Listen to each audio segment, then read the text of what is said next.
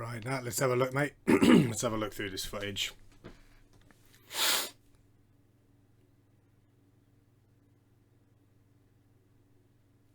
Let's see what we've got.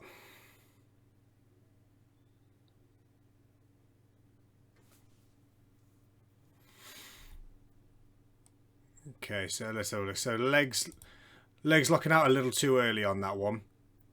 The chest fell as you went to take the weight of the bar. So here, not too bad actually. Yeah, not a bad angle. Slacks come out the bar nicely, ready to go. It's just when it goes to that midpoint here. Okay, so now that initial speed from the quads has gone, and you're really fighting an uphill battle now, because you can see just sort of like how bent over the bar you are. Your shoulders are quite a bit in front at the moment, and the legs, like, look at the open angle of the knees is quite a lot there. Okay, so that's about what we've got to do there. Is when you're going for that initial kind of single work,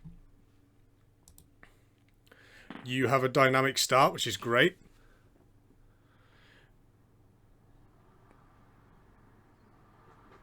Yeah, it's coming. That dynamic start at the moment is coming at the extent of the upper body falling down. So as you've dropped the hips down into that starting position to get that initial kind of kick at the bottom, the lats have relaxed. So the hips have built up strength, the hamstrings are ready to go, the quads are tense, they push off, you get that stretch reflex and they hit back. But as you've sit the hips down, you've relaxed the lats a wee bit. So we just got to be careful of that one. That the legs are doing the right thing. It's just the upper body had kind of relaxed.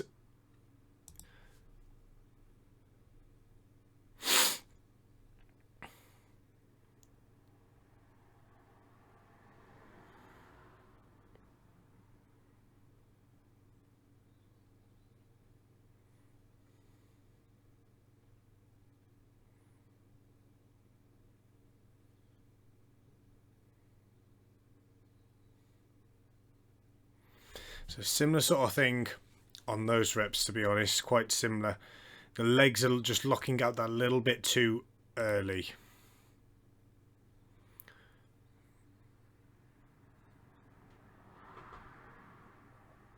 Yeah, the knees are locking out just a little bit too early, mate. So your legs are super strong. They're doing a lot of work. Like this angle here isn't too bad. Hips are a little higher than I'd like, but you're quite quad dominant. It's just when it gets to here, at this point we should still have the chest up, kind of leading the way, and head forward. It's just here the shoulders have been allowed to protract forward a little bit, and that's just extended the moment arm. So just really focus when you're down this bottom position. You take the slack out the bar beautifully. Just really make sure the shoulders are pulled down, mate. They've got to be down, and do not let them get protracted forward. Okay, so it's that constantly like squeezing that orange in the armpit. They've got to stay down. That shortens the moment arm, and it's them being allowed to roll forward is what's basically starting that chain reaction of the weight of the bar kind of pulling you forward a wee bit.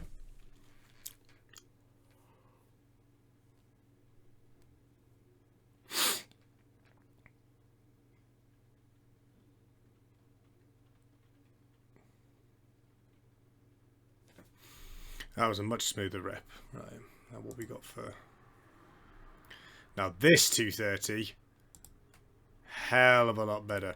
So, if we pay attention to the shoulders...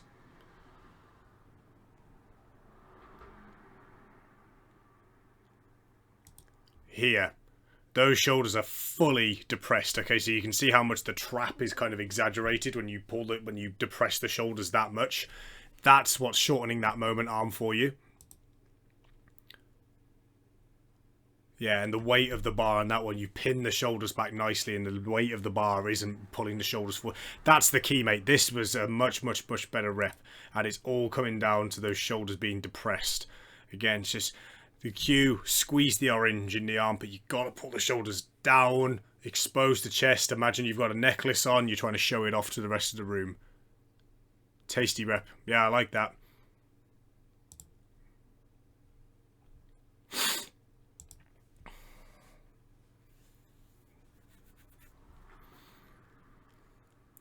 And I've just, so in terms of where I'm filming this, I've just had your messages about things feeling heavy and things just not budging. So I'll go through the kind of the mini deload we're going to put in place now, and it's just going to be, it's going to be quite a drastic reduction in volume.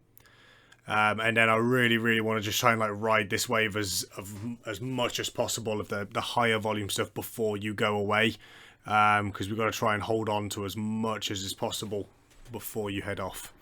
So on that third rep, first two, quite nice.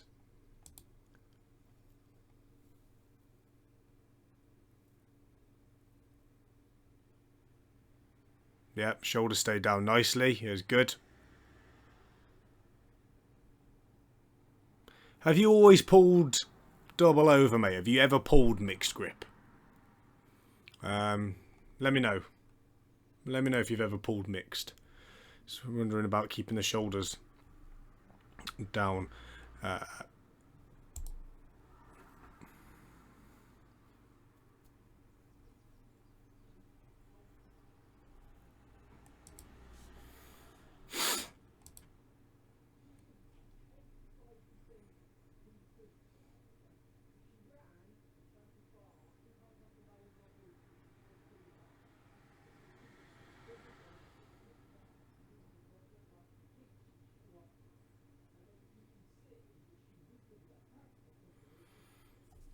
Yeah, that was literally, so as you're descending, it's quite hard to see in the video, but as you're descending, your big toes are wiggling, and I think at some point on the way down, or as you've driven back out, even your right foot, I think it is, toe comes up off the floor and breaks contact. It rocks all that weight. Yeah, it's the right side. Just as you get to that sort of mid-house sticking point, you've like, as the hips have shot up, the big toes rised up with them, and that all that is like, you know, it's one leg of the tripod that's come off the floor. In terms of actually how quick you get out the bottom, it's actually pretty good, considering that's the part where you'd normally find where the sleeves would take the most out of the lift. It's actually pretty good. It's depth is definitely not an issue. Hold on. So yeah, it's that as you're coming out the bottom, it's actually pretty clean. It's actually very clean. It's nicely controlled. It's that big toe on that right foot. You can see sort of as you're at that mid-house sticking point is where it's come off the floor. So here, yeah. So it's just before there, the hips have shot back. So here, like the moment arm is so far behind the bar, you know what I mean? Sort of like, and really the whole, I know it's not directly side on, but realistically that weight's been shifted right back onto the heels. And all it is on the way down, it's just that big toe wasn't grounded. So again, it's allowed everything to kind of shift backwards.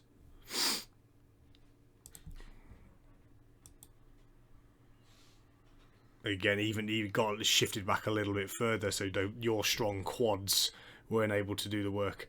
And a bit of that is going to be down to the sleeves not being able to sort of like maintain that pop out the bottom into such a straight line. We'll monitor that one. So, mate, let's have a look at your program. So, we're here. We're in green for now. Okay, just for a reference point. So you'll see the total volume has dropped down about 25%. And then for the deadlift, for the squat and the bench, it's about 20%. Nothing drastic.